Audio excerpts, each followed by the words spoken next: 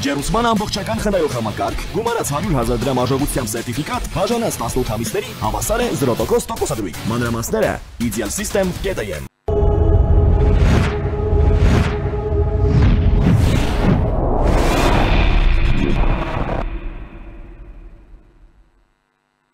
Բարև ձեզ։ Առաջինի եթերում մանրամասներն են, ես Դավիթ Ստեփանյանն եմ, այսօր իմ հյուրն է քաղաքագետ Էդգար Վարդանյանը։ Բարև ձեզ, պարոն Վարդանյան։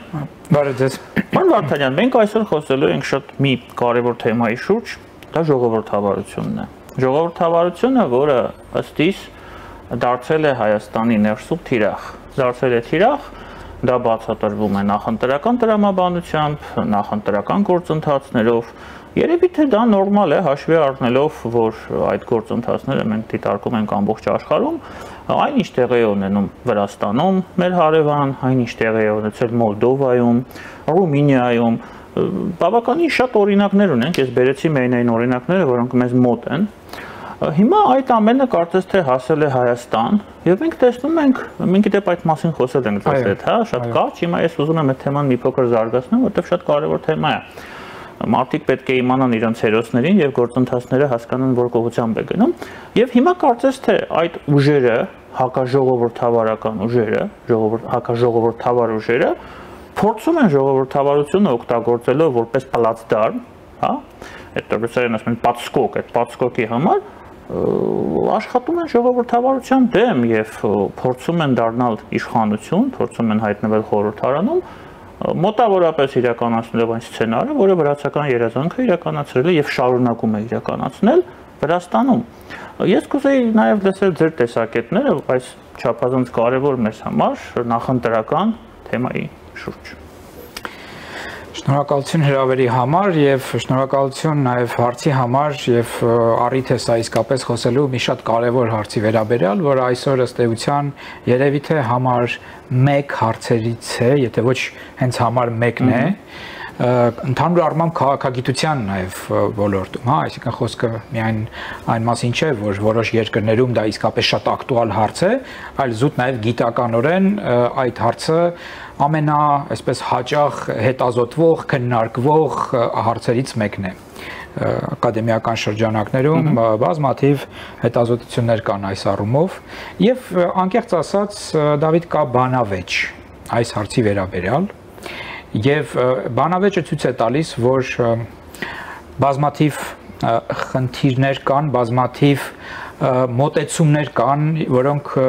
հաճախ չեն հատվում մեկը մյուսի հետ եւ ինչու, որովհետեւ մի շատ այսպես սպառս բանի հետ է այս ամեն ինչը առնչվում, ինչն է խոսքի ազատությունը։ Բարձաբանենք, հա, ինչի մասին է խոսքը, միասին, տեսեք Դավիթ, հիմա կան չէ մարդիկ, որոնք ակնհայտ հակադեմոկրատական քարոզչություն են իրականացնում։ Կան սուբյեկտներ ամբողջ աշխարհում, հիմա խոսքը միայն Հայաստանի մասին չէ։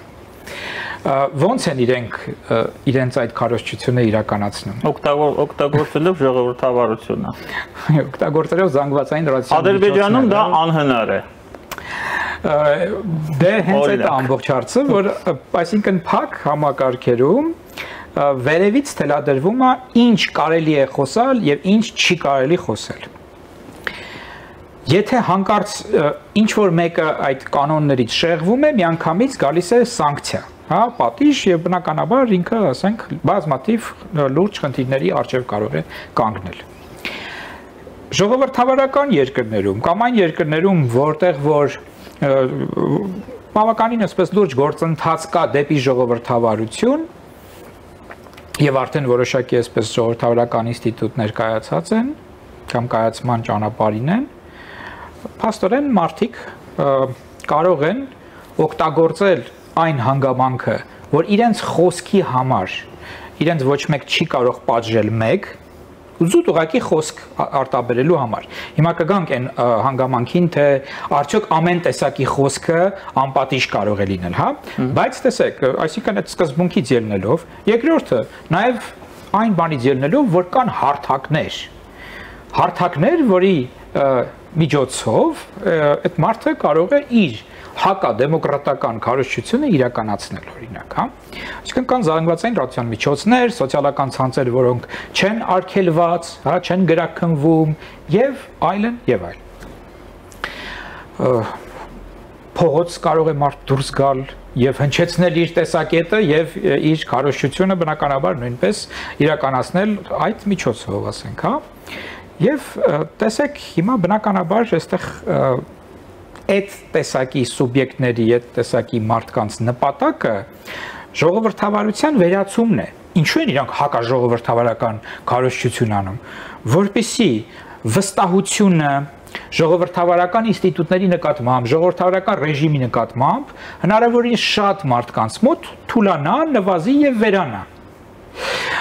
Մարդիկ ասեն, որ լավ բան չի ժողովրդավարությունը կամ ընդհանրապես ասենք անպիտան բան է, կամ կեղծ բան է, տարբեր կերպ։ Մեր համար չէ, դա ուրիշների համար է միգուցե եւ այլն եւ այլն։ Լավ բան է, բայց մեր համար չի։ Դա էլ կա, այսինքն մի քանի տարբերակներ կան այստեղ, էլի։ Մի քանի թիրախներ կան, մի քանի այսպես արդյունքներ կան, որոնք որ հետապնդում են հակաժողովրդավարական քարոզչություն իրականացնողները։ Հիմա ինչու է այդ ամեն ինչը անում,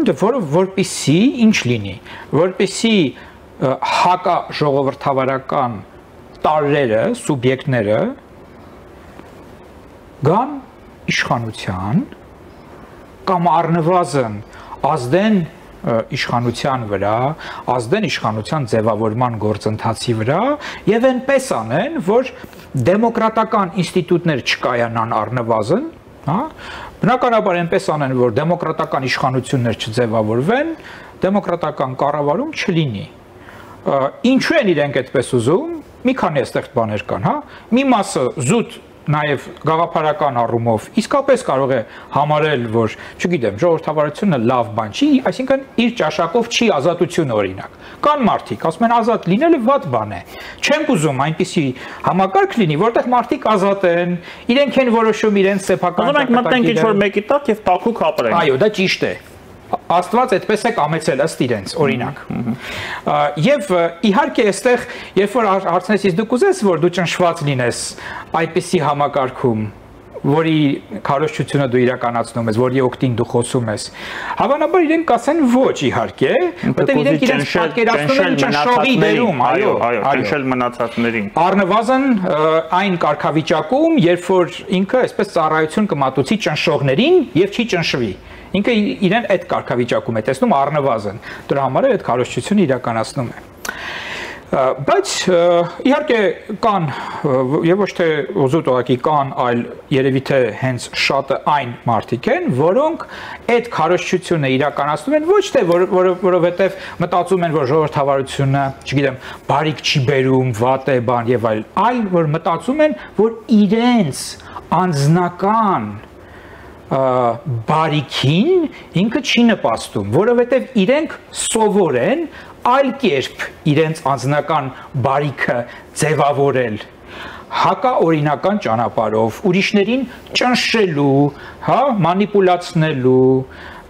այդ տեսակով, այդ ձևերով են իրենք կայանում, այդ ձևերով են իրենք հարստանում եւ ժողովրդավարությունը եւ մրցակցությունը իրենք չեն սիրում, իսկ ժողովրդավարությունը մրցակցություն է, հավասար մրցակցային պայմաններ են, իրենք ուզում են մոնոպոլ ճանապարհով իրենց այդ սեփական բարեկեցությունը ապահովեն։ Այդպես են սովոր շատերը, այդպես են դաստիարակվել, այդպիսի միջավայրում են եղել, հա, այդպիսին է նրանց կյանքը եւ նրանց շահերը փաստորեն ժողովրդավարական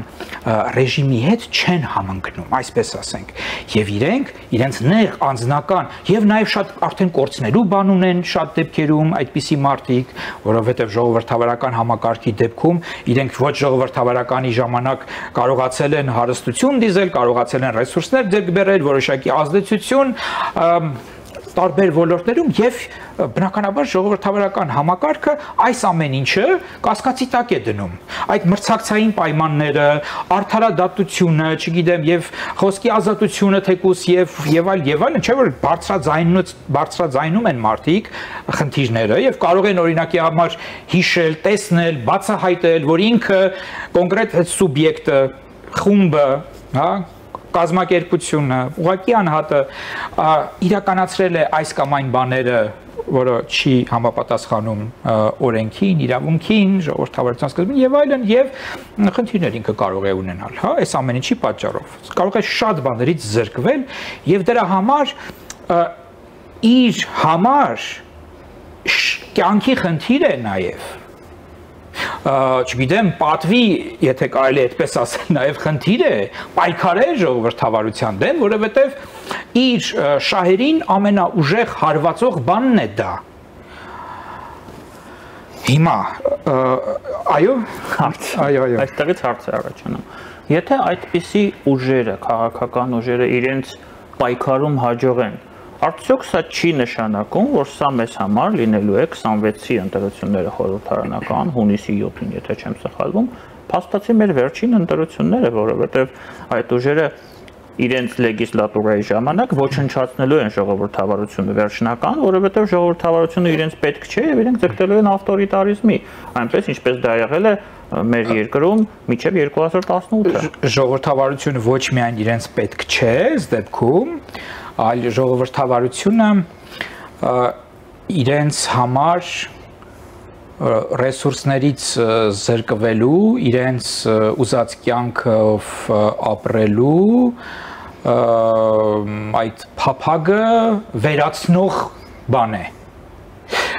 Եվ դրա համար իրենք պետք է վերացնեն ժողովրդավարությունը եւ այստեղ sense մի խնդիր էլ կա, էլի, այսինքն տեսեք,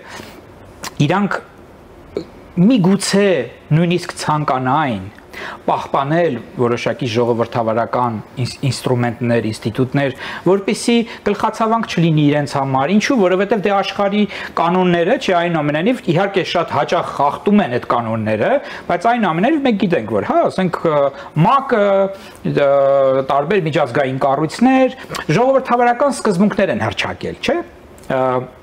Շատերը ասենք, հա, միգուցե ՄԱԿ-ը այդպես մարդու իրավունքներից է ավելի շատ խոսում, մեկ այլ կազմակերպություններ նաև ժողովրդավարությունից են ավելի շատ խոսում, հա, գիտակցելով նաև այն հանգամանքը, որ ՄԱԿ-ի անդամ կան բազմաթիվ այսպես ավտորիտար պետություններ, կան նաև միապետություններ եւ այլն, բայց ասեք կարևորն է, որ մարդու իրավունքը դրվել է ժամանակակից քաղաքակրթության հիմքում եւ դոմինանտ պետությունները հենվում են որպես ելակետ դրանից են բան անում, հա, ելնում, բայց իհարկե սա չի նշանակում, որ այդ սկզբունքը չի խախտվում, չէ, խախտվում է այդ սկզբունքը, ցավոք սրտի, շատ հաճախ, ռեալ պոլիտիկը առաջի պլան է շատ հաճախ մղվում եւ մարդու իրավունքները, այսպես ասած, հետնապահի բան են, հա, դիրքում են հայտնվում, բայց ուզում եմ ասել, ավտորիտար յուրաքանչյուր պետության ղեկավար այսօր աշխարհում ցանկանում է աշխարհին ցույց տալ, որ իր մոտ բռնապետություն չէ։ Որովհետև դե կասեն դե ոնց էլի, մենք ընդհանուր կանոնները այնուամենայնիվ այնպեսին է, որ չպետք է լինի բռնապետություն, հա։ Հիմա իրենք կուզենան միգուցե, որ պահպանվեն որոշակի դեմոկրատական ինստիտուտներ, բայց իրենք չեն կարողանալու պահպանել այդ դեմոկրատական ինստիտուտ։ Այո, որպես ցուցափեղկ, բայց նույնիսկ որպես ցուցափեղկ Հայաստանում իրենք չեն կարողանալու դա պահել։ Ինչու՞։ Որովհետև նույնիսկ եթե դու որպես ցուցափեղկ դա պահես, երբ որ դու այս ամեն ինչից հետո գալիս ես իշխանության, եթե հանկարծ այդպիսի բան լինի, հա, դու ունես արդեն երկրում որոշակի դեմոկրատական ինստիտուտներ եւ հասարակության մի մեծ զանգված, որը չի մերվում, չի մերվել եւ չի մերվի հակադեմոկրատական, բռնապետական, հա, կարգերի հետ։ Դուք հիմա նկարագրում եք այն, ինչ կատարվում է հիմա Վրաստանում։ Մեր հարևան պետությունն այդքան չի ուզենա այդ кейսը հակնարկել, բայց տեսեք, այդ մարդիկ այստեղ շատ ավելին է, այստեղ ավելի սուր է այդ ամեն ինչը, հա։ Հիմա նայեք, այդ մարդիկ ստիպված են նույնիսկ լինելու, հա, այդ ցուցափեղկերից էլ հրաժարվել, որովհետև դա պոտենցիալ ռիսկեր է իրենց համար ստեղծելու, որովհետև այդ այնպիսի մթնոլորտներ, այնպիսի օջախներ կարող են ձևավորվել արդյունքում, որոնք էլի փաստորեն կարող են իրենց դեմ պայքարել եւ իրենք նոր խնդիրների առջև կանգնեն։ Դրա համար այլ տարբերակ քան կոշտ ռեպրեսիաները ուղղակի իրենց չի մնում, իրենք ստիպված են գնալ դրան։ Եվ երբ որ շատ հաճախ ասում են, որ եթե նախկինները գան իշխանության, այ կլինի այնպես ինչպես որ նախկինում էր, մինչև Թավշյա հեղափոխությունը, այստեղ իմ կարծիքով ավելի վատ է լինելու։ Մի քանի անգամ ավելի վատ է լինելու, եթե այդպիսի բան հանկարծ լինի։ Հիմա տեսեք, այստեղ մի ուղղակի նյուանս կա, որ դուք ձեր հարցի մեջ ըստ էության բարձրացրեցիք այդ նյուանսը, եւ ես ինչու ասացի, որ կա բանավեճ այն հարցի վերաբերյալ, լավ, վերջի վերջո այդ խոսքի ազատության հետ ինչ պետք է անել, ինչպես պետք է աշխատել, ոնց պետք է խոսքի ազատությունը ապահովել, որպեսզի այդ հակադեմոկրատական ուժերը չօգտագործեն փաստորեն խոսքի ազատությունը ժողովրդավարությունը վերացնելու համար, վերջի վերջո։ Տեսեք, մի շարք լուծումներ կան այսօր, լուծումներից մեկը այն է, որ շատ կոշտ պայքար պետք է մղվի ատելության խոսքի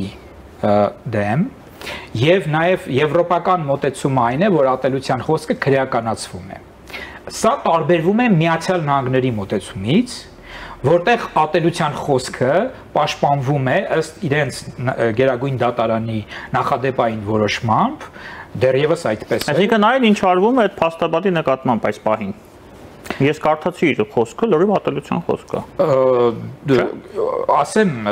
բազմաթիվ նաև այլ դեպքեր կան, երբ որ առաջի հայացքից կարող է թվալ մի քիչ անմեղ բան, բայց իրականում շատ ավելի վտանգավոր է։ Բայց ինքը այսպես sense բացահայտ ատելության խոսք է։ Տեսեք, ինչի ատելության խոսքը ինչի է կարևորվում, այսինքն ատելության խոսքի դեմ պայքարը ինչու է կարևորվում, որովհետև ատելության խոսքը ժողովրդավարական հասարակության հիմնասյուներից մեկի դեմ է ուղղված։ Ատելության խոսքը թիրախավորում է մարդուն եւ խմբերին ըստ իրենց ինքնության որևէ հատկանիշի։ Այսինքն օրինակ, չգիտեմ, դուք այսպիսի հայացքներ ունեք եւ դուք բոլորդ պետք է օրինակի համար տեղ չունենաք մեր հասարակությունում։ Կամ դուք բոլորդ թուրք եք։ Կամ այո, այս ինչ ազգի եւ դա բացասական բան է բնականաբար, հա, եթե այդպիսի բան է ասում, բնականաբար մենք հասկանում ենք, որ այստեղ բացասական երանգ են, չէ՞, ներդրում դրա մեջ։ Բացասական կոնոտացիան է։ Այո, սա շատ կարևոր է, որտեղ հիմա կարող ասենք Ֆրանսիայում մարդկանց ասեն դուք բոլորը թուրք եք, մարդիկ ասեն, հա, ինչ եք ասում, որ այդտեղ ատելության խոսք չկա։ Բայց մեր պարագայում հաշվի առնելով կոնտեքստը, դա կարող ենք իհարկե դիտարկել որպես ատելության խոսք։ Պարոն Վարդանյան, ես չեմ կարող այս հարցը չտալ։ Այդ բոլոր երկրներում, որը ես թվարկեցի, որտեղ տեղի է ունեցել այն ինչ տեղի է ունենում հիմա Հայաստանում, բոլոր տեղերում կա ռուսական հետք։ Այո։ Սա ռուսական մեխանիզմն է, որը որ ինչ որ Մոսկվայում կան գլուխներ, ինչ որ ուղեղներ, որոնք այս ամենը պատրաստում են եւ ներդնում են ոչ միայն Հայաստանում, այլ նաեւ Եվրոպայի, Արևմտյան Եվրոպայի երկրներում փորձում են դա իրականացնել, որովհետեւ ես չեմ կարծում, որ մեր այս տեղական ընդդիմությունը ընդունակ է այդպիսի մարդավարություն եւ ռազմավարություն մշակել ինքնուրույն։ Ռուսաստանի հետ ինչ անենք։ Տեսեք, այստեղ էլի մենք գալիս ենք այն հարցին, թե ինչպես պետք է պայքարել նման քարոզչության, նման հիբրիդային հարձակումների դեմ։ Ես փորձեմ նաեւ մի փոքր ավելի նեղացնեմ հարցի սահմանները։ Գործող իշխանությունը Նիկոլ Փաշինյանը հնարավոր է, որ Մոսկվա գնալուց կամ բանակցելու միջոցով այդ խնդիրը սահմանափակի։ Չէ՞ որ մենք ունենք առևտրային տնտեսական հարաբերություններ գոնե, այսինքն դա ինչ որ Ես կարծում եմ, որ այն հանգամանքը, որ այս ամեն ինչից հետո հաշվի առնելով, լավ հասկանալով, թե ով է այսօրվա Ռուսաստանը, հա, որպես քաղաքական միավոր, աշխարհաքաղաքական միավոր, մենք դեռևս, այսինքն մեր երկրի ղեկավարը գնում է Մոսկվա, հանդիպում է, խոսում է, չգիտեմ, ժպտում է, եթե պետք լինի։ Մենք միայն հապկից ենք հրաժարվել, հապկի շրջանակներում շփումներից, մանավանդ բոլոր ֆորմատներում մնացածում շարունակվում է։ Մինիմալ գոնե ինչ որ ձևի մասնակցություն կա եւ այլն, հա։ Այս ամեն ինչը եւ նաեւ այն, որ անընդհատ Հայաստանը ասում է, որ մեր գործողությունները որևէ մեկի դեմ չեն, որ մեր գործողությունները պարզ առաջի հերթին էստեղ խոսքը գնում է Ռուսաստանի մասին, հա, որ եթե մենք գնում ենք Եպի Եվրամիության անդամ դառնալու ճանապարհով դա չի նշանակում, որ մենք ուղղակի այսպես ուզում ենք թշնամանալ Ռուսաստանի դեմ։ Հեղափոխության օրերից կրկնում են անընդհատ։ Այո, եւ այդ ամեն ինչը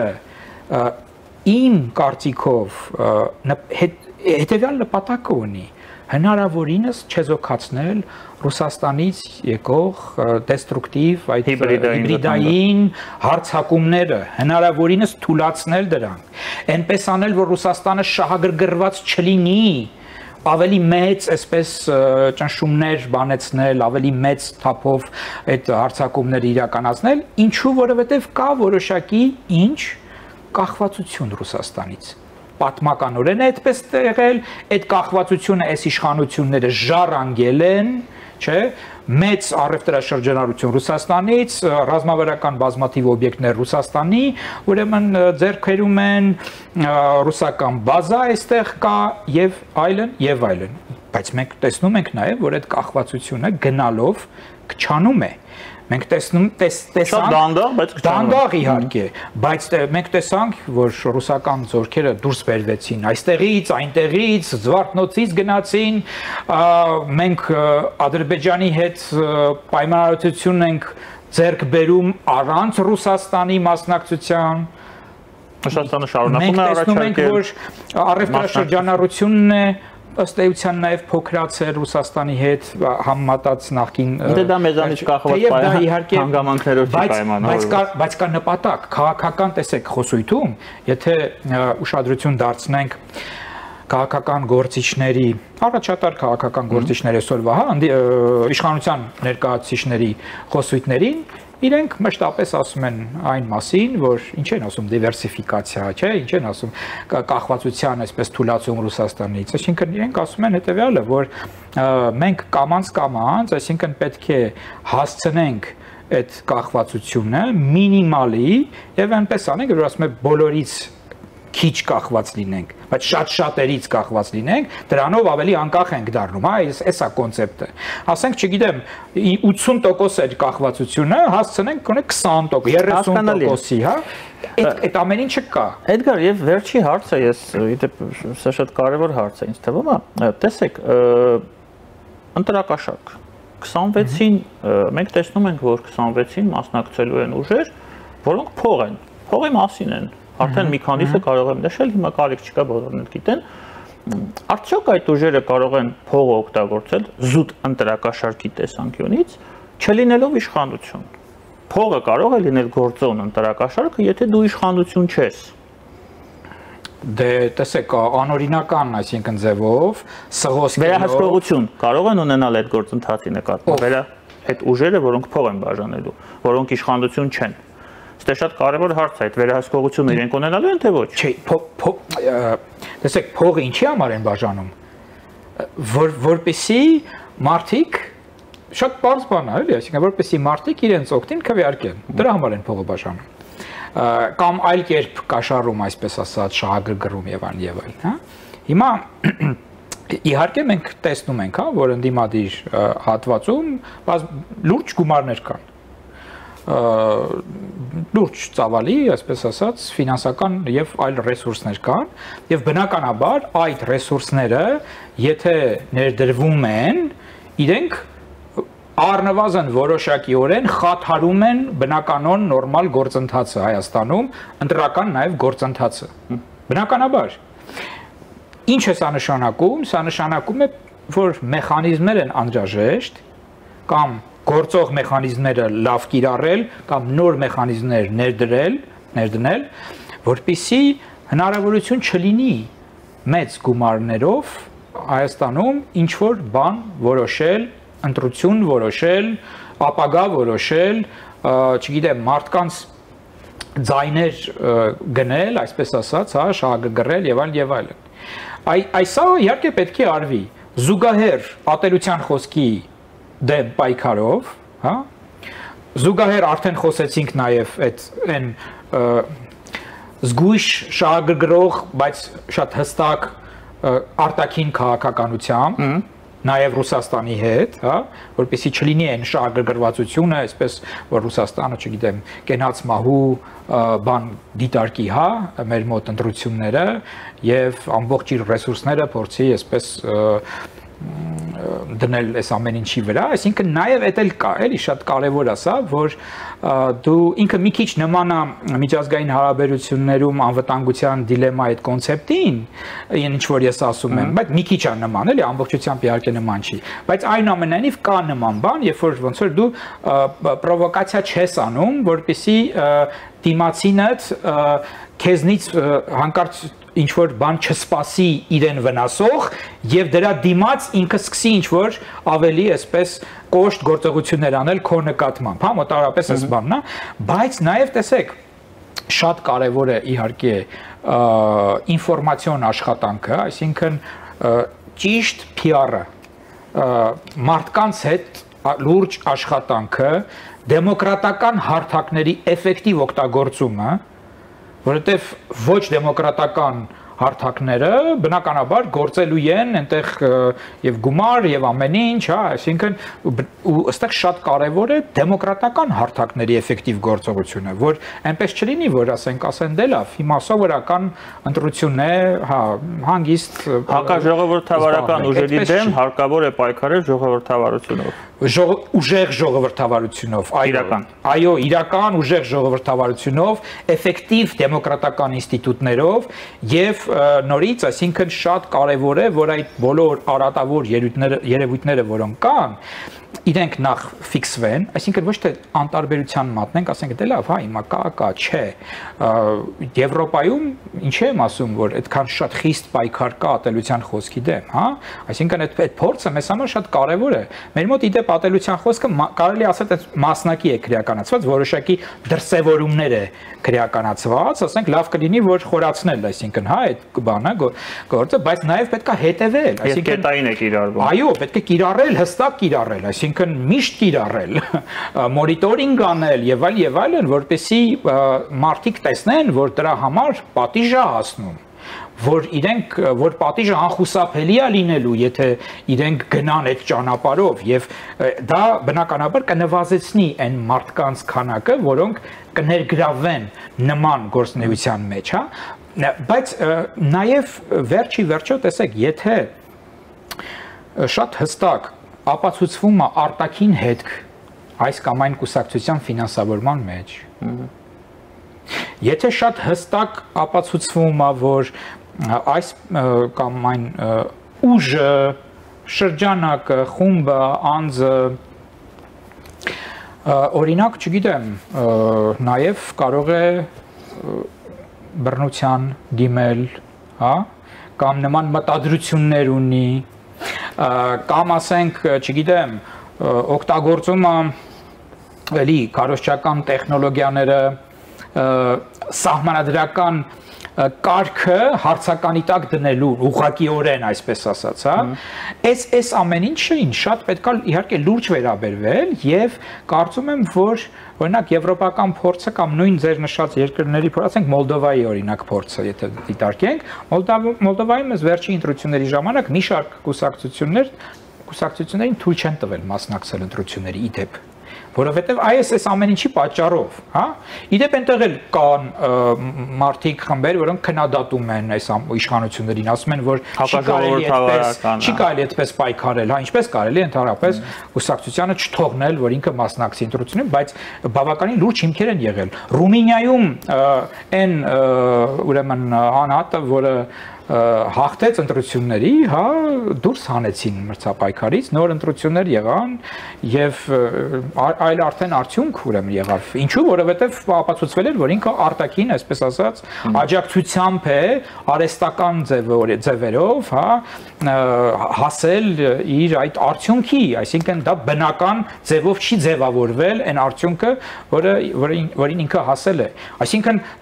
իսկ դեմոկրատիան վերջի վերջո, տեսեք, դեմոկրատիան այն է, որ հավասար մրցակցային պայմաններ, չէ, եւ իրավունքի գերակայություն, այդ ամեն ինչը պետք է ապահովվի, մրցում են եւ վերջի վերջո օբյեկտիվ ինչ որ ինստիտուտը ասում է, որ այդ մրցույթի արդյունքում սա առաջինն է, սա երկրորդ տեղն է, սա երրորդ տեղն է, սա չորրորդ, սա հինգերորդ եւ այլն եւ այլն։ Եթե խաթարվում է այն սկզբունքը, այսինքն հավասար մրցակցային պայմաններ չի լինում, իսկ եթե ասենք արտաքին ինչ որ մեկը ֆինանսավորում է, այսինքն դու ինքը հասկանում եք, չէ՞, որ ինքը փաստորեն մասնակցում է քո երկիրը թույլատնելու այլ ուժերի ըստ էության կարելի ասել պատերազմական գործողությանը։ Ու ոնց դու հանդուրժես դա, չէ՞, բայց նորից շատ բարդ է այդ գիծը միշտ գտնել, որ լավ, իսկ կարող է այնուամենայնիվ ես մի քիչ չարաշահում եմ այն գործիքները, որոնց միջոցով պայքարում եմ նաև հակադեմոկրատական երևույթների դեմ։ Էդգար, ես ուրախությամբ կարող եմ ֆիքսել, որ գոնե մեր զրույցի շրջանակներում մենք այդ գիծ, այդ թելը գտանք, քաղաքական, ներքաղաքական խճանկարը հավաքվեց, puzzle-ը հավաքվեց, ինչի համար ես ձեզ շատ շնորհակալ եմ։ Ես եմ շնորհակալ։ Մեր հյուրն էր քաղաքագետ Էդգար Վարդանյանը, քիչ անց մենք կվերադառնանք եւ կշարունակենք մեր եթերը։